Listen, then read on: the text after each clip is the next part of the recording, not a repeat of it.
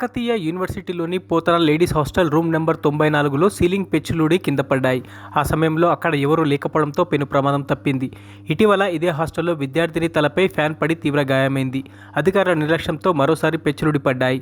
దీంతో ఆగ్రహానికి గురైన విద్యార్థినులు అక్కడికి వచ్చిన రిజిస్ట్రార్ను బంధించారు. తమకు న్యాయం చేయాలని ఈ సందర్భంగా వారు కోరారు.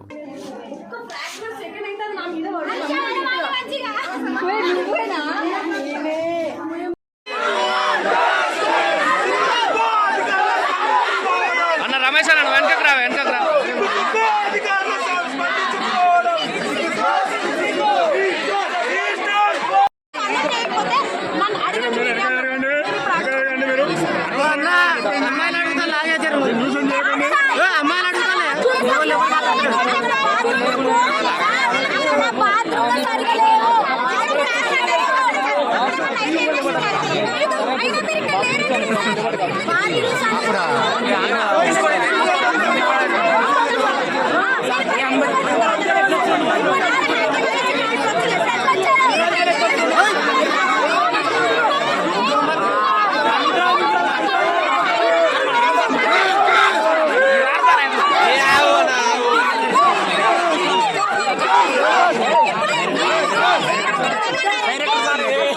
Hey!